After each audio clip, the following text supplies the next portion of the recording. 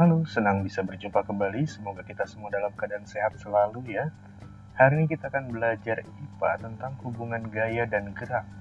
Bersama saya Pak Pram. Gaya dan gerak. Gaya merupakan tarikan atau dorongan suatu kekuatan yang memengaruhi keadaan suatu benda. Sedangkan gerak merupakan perpindahan kedudukan suatu benda terhadap benda lainnya akibat benda itu dikenai gaya. Coba kita lihat gambar ini. Ada satu bola basket yang diam dan dua bola basket yang bergerak. Mengapa dua bola basket ini bergerak memantul-mantul? Dua bola basket ini bergerak karena dikenai gaya. Jadi, adanya gaya mempengaruhi gerak benda. Jika ada gerakan, pasti ada gaya yang ikut bekerja.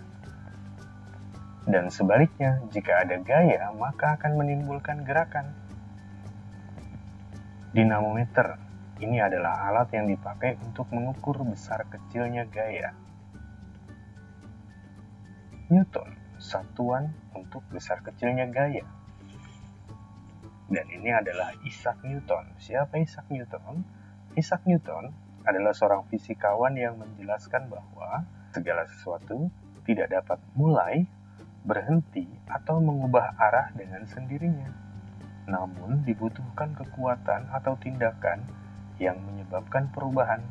Kekuatan atau tindakan itulah yang disebut gaya.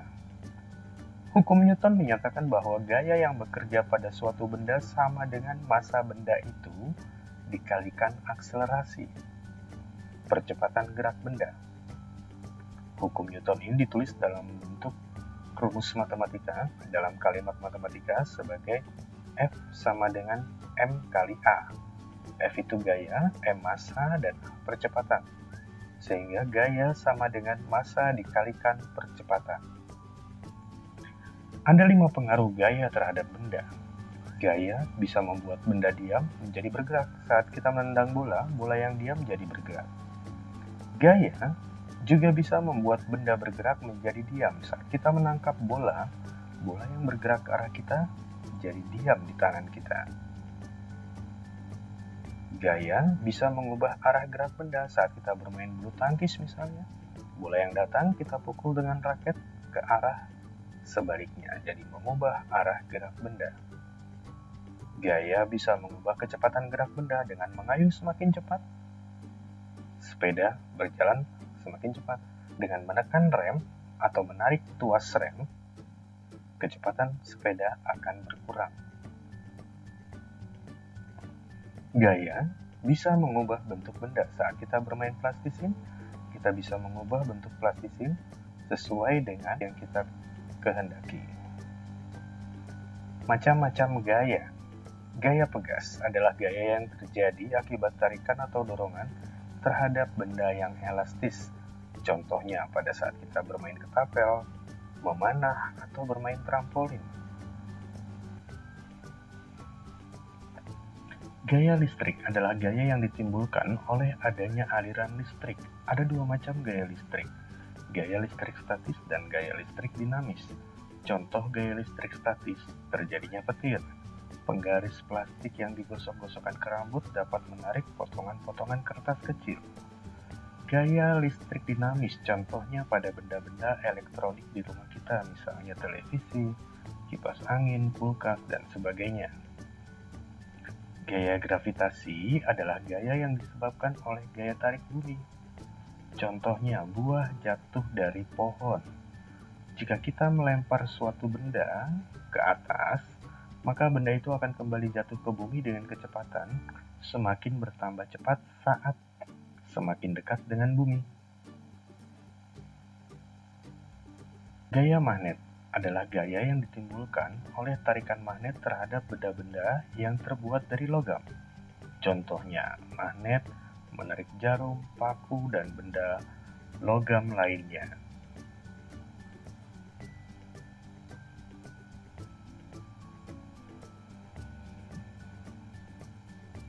Gaya gesek adalah gaya yang terjadi akibat adanya gesekan 2 permukaan benda.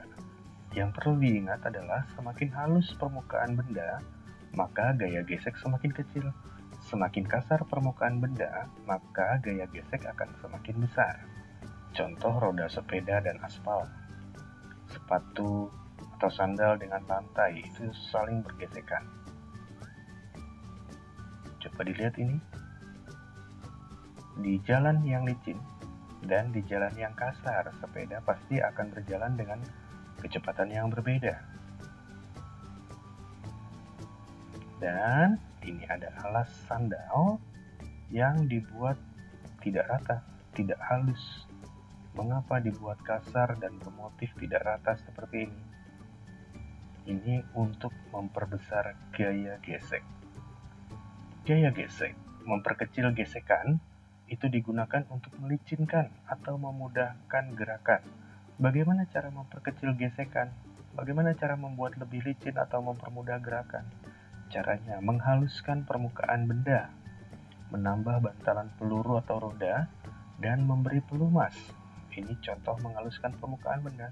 Di jalan yang licin, jalannya jadi semakin mudah sepeda bergerak.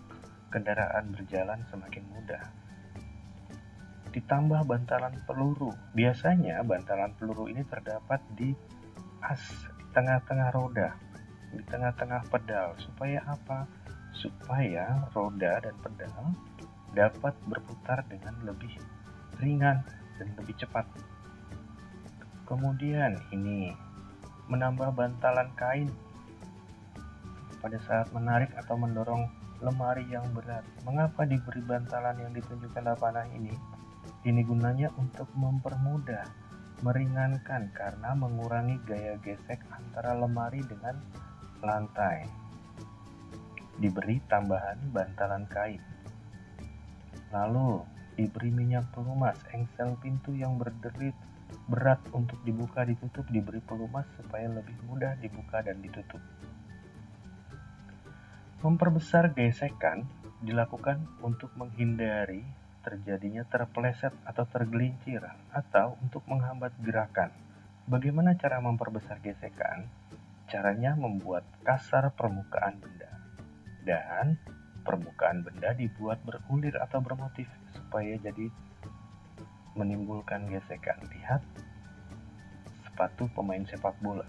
Sepatu bola dibuat bagian alasnya berpaku seperti ini, diberi pul seperti ini. Supaya apa? Supaya pemain sepak bola yang berlari di tanah tidak tergelincir, tidak terpeleset karena tanah yang licin. Melainkan sepatunya akan menancap di tanah dan menimbulkan gesekan. Sehingga pemain tidak mudah terpeleset, tidak mudah tergelincir. Begitu juga sepatu kita, sandal kita dibuat berulir pada bagian alasnya bermotif supaya apa? Supaya kita tidak mudah terpeleset saat berjalan, saat berlari. Roda kendaraan dibuat bermotif seperti ini supaya tidak mudah tergelincir, terutama pada saat hujan. Mur, baut ini dibuat berulir supaya ketika sudah terpasang tidak mudah lepas. Mudah ya? Terima kasih sudah belajar bersama saya. Sampai jumpa kembali dan salam sehat selalu.